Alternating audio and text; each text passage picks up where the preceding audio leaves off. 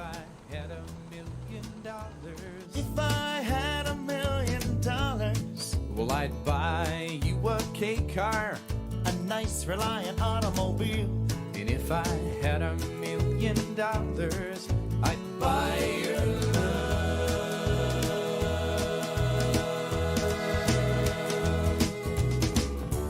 If I had $1,000,000, I'd build a tree fort in our yard. if I had $1,000,000, You could help, it wouldn't be that hard. if I had $1,000,000, Maybe we could... The song If I Had $1,000,000 was written in 1988 and released just a few years later.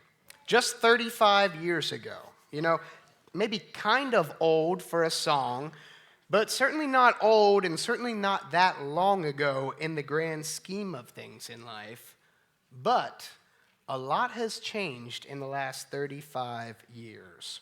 You know, the sentiment of that song is that if the singer could just obtain $1,000,000, they would be set for life.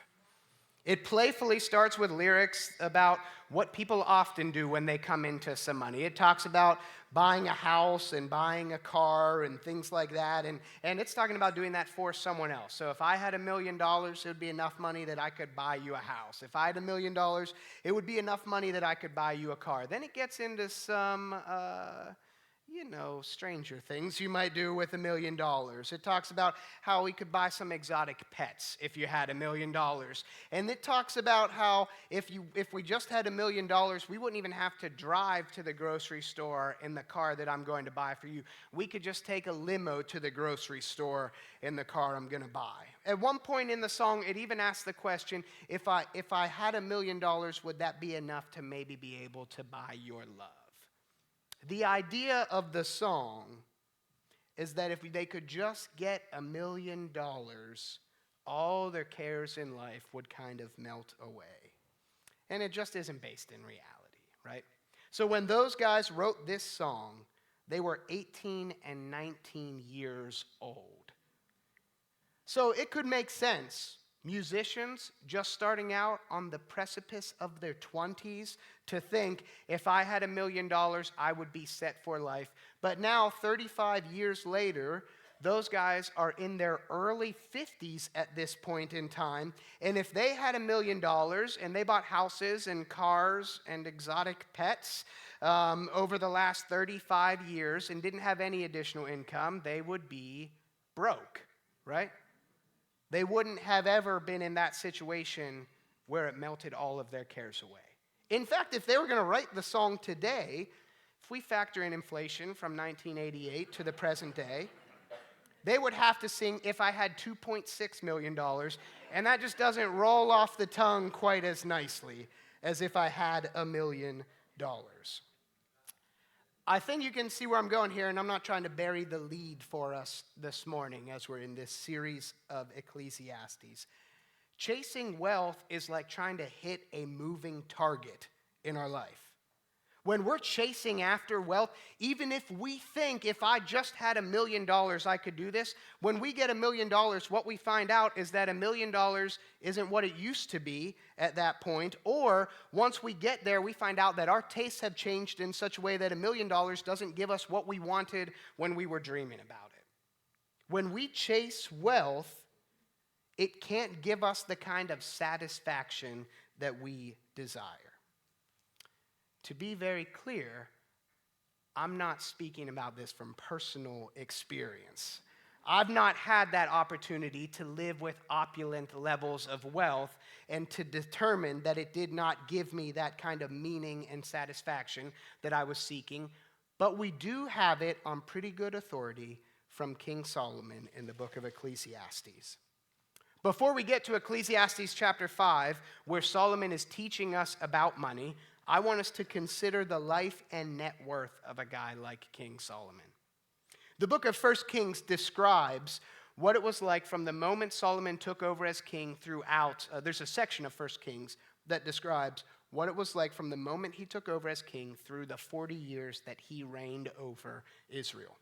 In 1 Kings chapter 3, it presents us with this picture of a young king who's coming into this position, and he realizes that there's a gravity to what's taking place here as he takes over as king. And so he has this moment where he pauses to pray in 1 Kings chapter 3. And the things he asks God for in that prayer are that he would have an understanding heart and that he would be able to judge the difference between right and wrong. He's asking God, hey, there's a lot that goes into being a good king. Can you please give me the wisdom that will allow me to do this job well? And God is pleased by that request from Solomon. And as a result, God responds to him and says, I'm not only going to make you the wisest man who has ever or will ever live, but I am also going to bless you with wealth and fame that cannot be compared to the other kings of earth. Wisest man to ever live, and wealth and fame that was the greatest in his time at least. And God follows through on that promise. Solomon was accumulating all kinds of wealth from even the very beginning of his time as king. We see that in the very next chapter in 1 Kings. In chapter 4, it gives us just a little picture of what he's getting from the other areas of Israel, what he's collecting in taxes, essentially. It says there are 12 governors. Each of those governors are over a region. Each of those regions are required to pay taxes. Their royal tax once a year for a month. And so every day, Solomon is receiving those taxes in the palace. And just to give a little bit of a list that is laid out in full in 1 Kings chapter 4, it says that every day he's receiving 10 oxen, 20 cattle, and 100 sheep. That might not sound like much to us today because it's not being measured in dollars that we're used to. But if we think about that idea, just that image, 100 sheep are coming in on Monday, and then 100 sheep are coming in on Tuesday, and then again on Wednesday. Every day for the year, 100 sheep are coming under Solomon's control. That's over 36,000 sheep in the course of the year. This guy is amassing this incredible kind of wealth, and that's nothing compared to what we read just a couple chapters later about Solomon and what he's receiving. It says that there's so much gold that is coming into the kingdom that when Solomon completes building the temple, it says that inside the temple, it describes this picture of everything being layered in gold. It says that the ceiling is covered in gold, the walls are covered in gold, the floor is covered in gold. All of the fixtures present inside the temple, they are all covered in gold. It's a hard thing for us to even kind of imagine or draw that picture up in our minds. Everything covered in gold. Then he goes on to build a great palace. As you could imagine, the palace is decorated with gold. It's covered in bronze. It's built with the finest materials, with these trees of Lebanon. The wealth keeps flowing in. At one point in 1 Kings chapter 10, it says this: each year Solomon received about 25 tons of gold. This did not include the additional revenue he received from merchants and traders, all the kings of Arabia, and the governors of the land. Even without knowing the full picture of Solomon's wealth, of his net worth, this is what we do know. In today's money, 25 tons of gold is worth a little bit over $1.5 billion. So for us to read that in context, we could read that Solomon is receiving as gifts $1.5 billion annually. That's gifts alone, $1.5 billion. And then on top of that, he's collecting taxes from merchants and traders. It says in 1 Kings that he's sending out these ships. They're going out conducting the business of the kingdom, and then every 3 years they're coming back with all of the wealth they have accumulated, and they're laying them down to Solomon. He is the king. He gets all of that. On top of that, he's collecting the tribute from the kings of Arabia. that it says here. So the tribute is, he is the most famous and powerful and wealthy king in the region. If he doesn't want, if other kingdoms don't want to be conquered by Solomon, they are paying him large sums of money so that they can remain kings in their kingdoms. He has that kind of wealth that is pouring in. Then on top of that, he's collecting these steep taxes from his own people. After the reign of Solomon, the people talk about how steep the taxes were that they were paying to him. And on top of all of this, of course, he's inheriting the kingdom from his father. It's all his. All of the wealth, all of the power, it's all his. And he accumulates wealth like that for 4 decades as the king. Hard for us to really grasp that or conceptualize how wealthy he was. 1 Kings tries. It gives us a little picture for us to get into our minds. It says this in verse 21. It says, all of King Solomon's drinking cups were solid gold, as were all the utensils in the palace of the forest of Lebanon. They were not made of silver, for silver was considered worthless in Solomon's day. Solomon has enough gold that silver, the second most valuable precious metal, is considered as worthless in his day. We can try to imagine that, but it's kind of impossible for us, That's like saying we have enough gold stacked up in our houses that we could take wheelbarrows of silver out to the edge of the driveway and just put the free sign on them for people to get. That's like saying we're burning money in our fireplaces not to keep warm at winter. We don't need it for that, just because we like the look of fire. He's describing this kind of wealth where he's saying he has so much gold, he is so wealthy that the second most expensive thing we can think about is of no worth or value to him at all.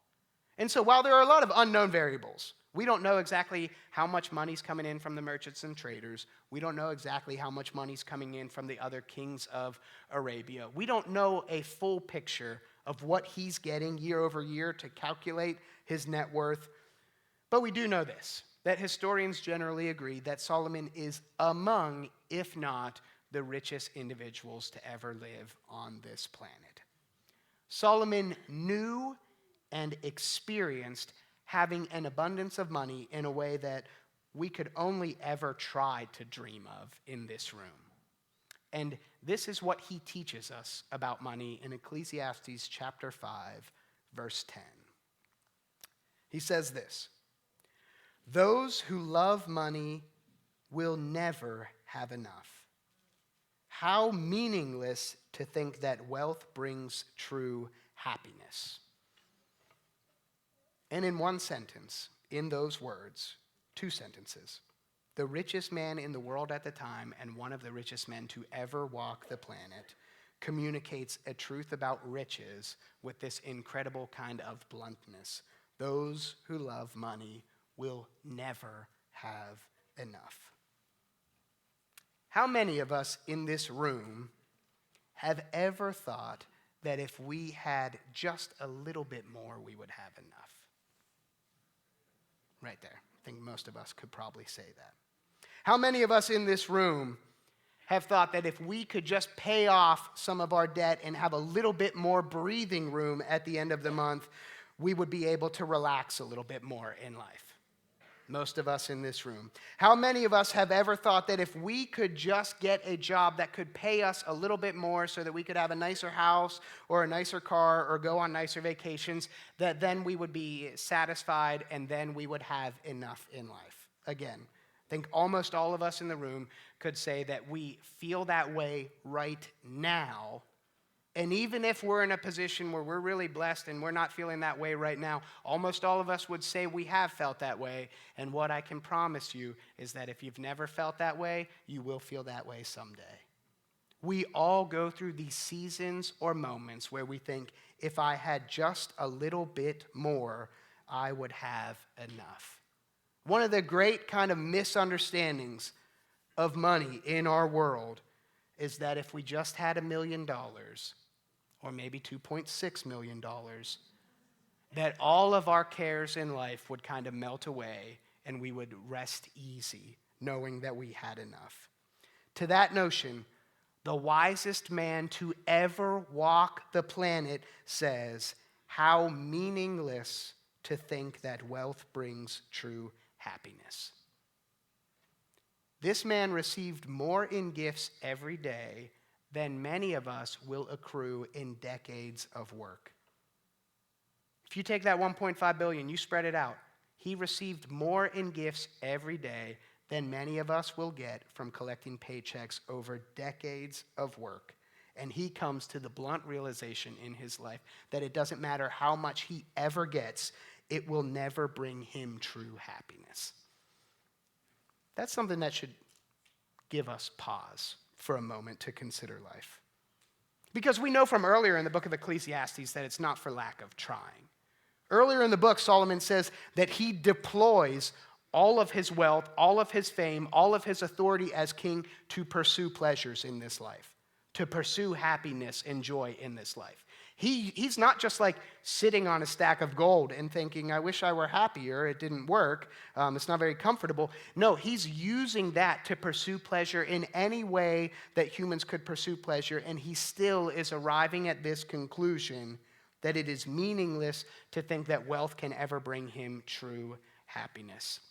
And he goes on after this in Ecclesiastes 5 to point out two problems with wealth. The first is found in verse 11. He says, the more you have, the more people come to help you spend it.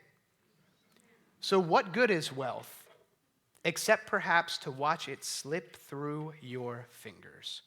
The first thing he says is that the more money you have, the more it builds expectations of people around you to use it.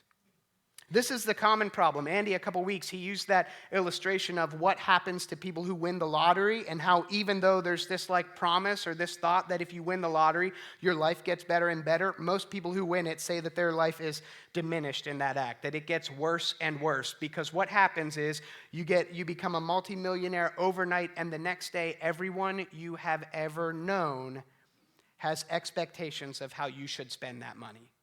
Every family member and extended family member has a need that you would be able to take care of in that moment. Every friend from high school that you haven't spoken to in decades finds you and realizes and lets you know about a need that you would have never known about that they have that you could fix with the money that you've received. And so people become isolated. People get these threats that if you don't give us X amount of dollars, I'm going to kidnap your family members. And so you become isolated. So this thing happens, you get all of this money, and at the end, you're kind of sitting alone in a big house, feeling dissatisfied with your life. That happens to so many people who win the lottery.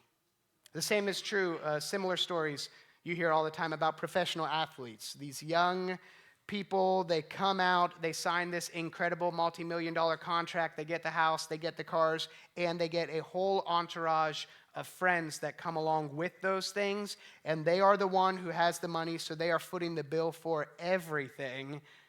And the career span of a professional athlete's pretty short. And so a couple years later, they blow out a knee, they're not a professional athlete anymore, they have all of this debt that they've accrued over time, they've given away all of this money to pay for friends for different things, and they're broke. It's a story that happens over and over again in those kinds of circles. Solomon highlights that money doesn't fix all of our problems like we think it might, that it creates complexity and expectations in our lives. Really, the problem, he's saying, is that more money equals more problems in life. Or as the amateur philosopher in the 90s, Notorious B.I.G. once said, mo money, mo problems.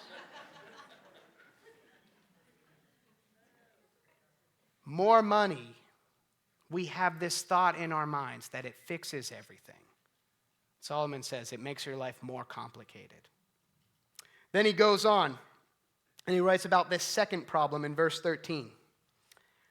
It says, there's another serious problem I've seen under the sun. Hoarding riches harms the saver. Money is put into risky investments that turn sour, and everything is lost. In the end, there is nothing left to pass on to one's children. We all come to the end of our lives as naked and empty-handed as on the day we were born. We can't take our riches with us.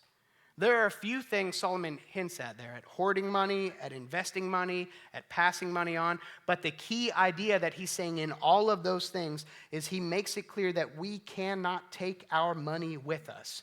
That's a readily apparent truth to all of us. I don't think anyone thinks that the more money I get here equals more money I might have after I die. That's something that we all know if we're asked the question, but a lot of us don't really live like that or act like we have that kind of a perspective. It might be readily apparent to say it out loud, but our experience, whether we have a whole lot of money or we have very little money, is that it's temporary. And as a result, and really kind of what he's getting at here, is that it can never provide us with the kind of security that we want to have in life. The next verse says that when we live for money, it is like working for the wind. Again, it's back to that idea that the goalposts move every time you think you have a clear target and what you're shooting for. The second problem he's highlighting here is that money cannot equal eternal security. Money can't give us what we all desire. In Ecclesiastes 3, a couple of weeks ago, we talked about different seasons of life. And one of the things we pointed out there was how God has placed eternity in the hearts of men. And we see that throughout all cultures, throughout all time, throughout people in all kinds of different stations of life. People have this sort of innate understanding that there is more out there than just the life that we see and experience. That's why people throughout all time and all cultures ask questions about the purpose of life, the meaning of life, about God and eternity and heaven. We ask those kinds of questions because God has written those things on our heart. And as a result, we have this desire for eternal security. We have this innate sense that we want to know our lives have eternal significance. And Solomon, one of the wealthiest men to ever walk the planet, makes it very clear that money passes through our hands in a temporary fashion. And so it's not wise for us to utilize money as a means of security in life. We can hear these problems. Money creates more problems. Money doesn't give us security. And we can hear it from kind of a cynical perspective. I did that the first time I read this. We can think like, I understand what you're saying as the richest guy ever, Solomon, but maybe if I had that kind of money for 1 month, I might feel differently, you know? Maybe I would like to try it out and just learn that lesson for myself. Many of us in this room could take that. We could hear that kind of cynically and say like, Solomon, the problem wasn't that you had more money than everyone else. The problem was you know, and if I had it, I could do it better. Wisest guy to ever live. I don't think we could do it better. The other way we can look at that in a non-cynical kind of way is to say this is the wisest man to have ever walked the earth. This is one of the richest men to have ever walked the earth. This is a guy who had enough money to do whatever he wanted, whenever he wanted to do it. He was famous beyond anyone else in his day. He had the resources to do anything he wanted, and at the end of the day, he says, money creates more problems in our lives, and money is something that can never provide us with the kind of security that we desire, with eternal security. But before we all quit our jobs and cut up debit cards, there's one last thing that Solomon says that I want us to cover this morning. A good thing about money. In verse 18, he says, even so, I have noticed one thing at least that is good. It is good for people to eat, drink, and enjoy their work under the sun during the short life God has given them, and to accept their lot in life. And it is a good thing to receive wealth from God and the good health to enjoy it. To enjoy your work and accept your lot in life. This is indeed a gift from God. The first verse we read in Ecclesiastes, verse 10, said those who love money will never have enough. how meaningless to think that wealth brings true happiness. And then just 8 verses later, a few sentences later, in that same stream of thought, it says that it is a good thing to receive wealth from God and to have the health to enjoy it. It says that it is a good thing to enjoy the work that you have and the position that you have in life because it is a gift from God. This is an important nuance for us to understand about wealth and money. Solomon is very clearly saying that fixing our lives, or kind of centering, that focusing our lives around the pursuit of money is something that can never give us the satisfaction that we desire in life. Solomon is very clearly saying that fixing our lives around the pursuit of money can never provide us with the eternal security that we desire to experience in life. But Solomon is not saying anywhere there that money is bad. He is saying that what we make money into is bad. The way we view it as the most important thing in our life is bad. The way we try to treat it as a cure-all, that if there's a problem, we can just throw money at it to fix it, that's bad. The way that we think that money gives us some kind of sense of stability or security in life is bad because our lives are short and we might not have the health to even enjoy what we make. He gives us that kind of a picture. He doesn't say money is the problem. He says that we are the problem in this equation. Verses 18 to 19 make that clear. He gives us this beautiful picture of a good life. Even while he's on this diatribe of sort of exposing all of the meaningless hevel of life, he gives us this picture of how we enjoy life whenever we view it as a gift from God. Our lives are a gift from God to be enjoyed. Our resources are a gift from God for our provision and enjoyment. Our work, our position in life, is a gift from God for our provision and enjoyment. He says that when we pull back the curtain on wealth, on jobs, on our standing in life, it's a good thing that we step back and recognize that all of the good things we experience in life are a gift from a God who loves us and cares for us and provides for us. And in making that kind of a realization or a revelation to the people, Solomon is inviting us to view the world with a renewed perspective. Money cannot give us true happiness. But understanding that life is a gift from God and orienting ourselves around Him can, because He is the source of true happiness. Jobs that give us money will never be able to provide us with a sense of eternal security in this life. But understanding that our jobs are a gift from God to provide for us in life points us to God, who is that source of eternal security that we desire. The accumulation of wealth cannot ever give us a sense of meaning and satisfaction, but recognizing that those things come from God points us to Him, and He is that source of meaning and satisfaction that we long for.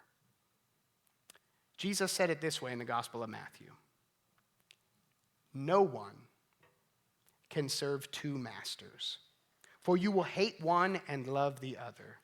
You will be devoted to one and despise the other. You cannot serve God and be enslaved to money." We're going to hear a testimony now from Bill Batke, who's a longtime member of Pine Knolls, where he's going to talk about his own pursuit of wealth and the way that God met him in that.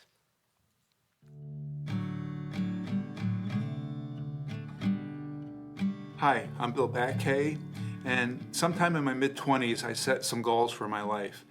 I wanted to be a millionaire, I wanted a place in Lake George, and I wanted to take over the family farm. My parents owned a vegetable and greenhouse business in Hartford, New York, and it had been in our family since 1790. And it was my heartfelt desire to see that it stayed in the family for many generations to come. It was about this time that my wife and I, Ronnie, had been married about 4 years. We had started our family. And a few years after that, we started buying apartment rental units as part of my wealth accumulation plan. A few months after our 10th anniversary, Ronnie had enough of being mom and a wife most of the time on her own and asked for a divorce. The news rocked me, but through a lot of tears and tough conversations, we worked through it. And I'm glad to tell you we're in 41 years of marriage now. But that time in my life got me thinking about the direction I was on and what I was doing. And the farm went from being the thing in my life to a thing. I still desired it, but not as much. And my desires for wealth and a lake house had diminished, but they were still on the table. A few months after my 35th birthday, that was my goal, I wanted to achieve all this by 35. I began to ask myself a question because it was looking like I wasn't going to achieve it. And the question was, if not that, then what? And that what was a who, and his name is Jesus Christ, and I was going to meet him soon. Later that winter in January, I was feeling really depressed. I was emotionally and spiritually dead. I had nothing. I was empty.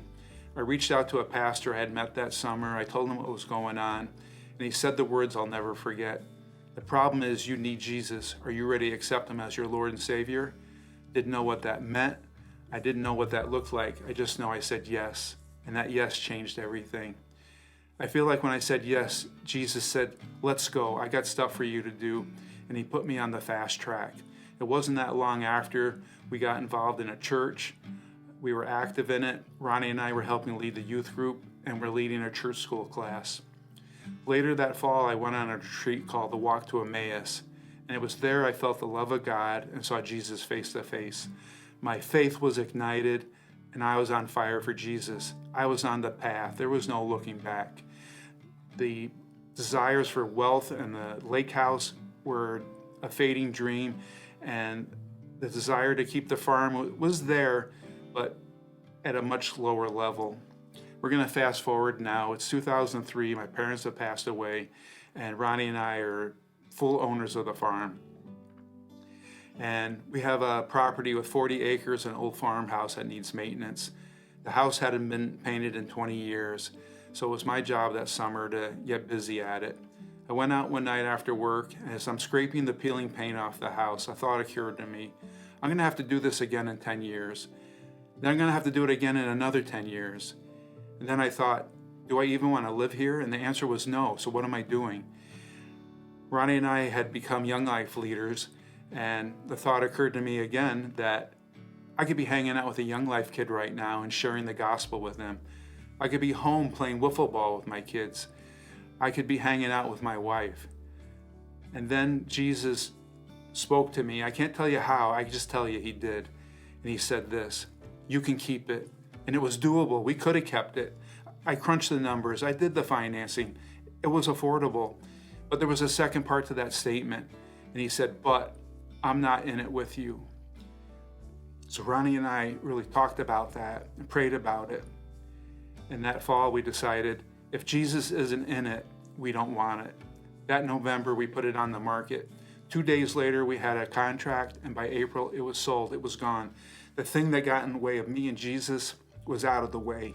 The thing that could have wrecked my marriage and my life was gone. The thing I wanted most in life was gone, was out of the way. The door was open for what Jesus had planned for me, and that was for me to put my all into Young Life. And for the next 20 years, Ronnie and I would tell the teens in South Glens Falls, hundreds of teens, maybe over 1,000, about the gospel of Jesus. And to think, if I had chosen wealth and the farm over Jesus, my wife, my family, and the good things that God had in store for me, that would have been totally meaningless. My Pine Knolls family, keep your eyes on Jesus and don't look back. God bless.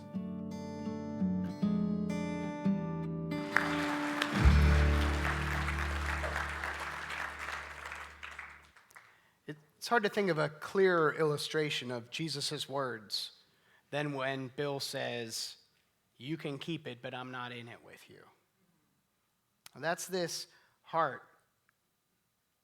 posture that Solomon invites us into and that Jesus invites us into, where we get off of this cultural cycle of just trying to pursue and amass as much wealth as we can as a means to the good life, and where we instead say, I'm going to receive all that I have as a gift from God. I'm going to recognize that He has given me new and good life. I'd invite you this week to consider the way that you live and to follow that kind of perspective. Will you pray with me? God, we thank you that you are that source of the good life for us. We thank you that you provide eternal security and significance, that you provide a life of blessing, that you provide so many things that we can be tempted to find in money. God, we ask that you would renew our hearts and our minds to hold this kind of a perspective. We pray that we would be people that understand that every good thing we have and experience is a gift from you. We ask this in your name. Amen. Amen. Have a great week, everyone.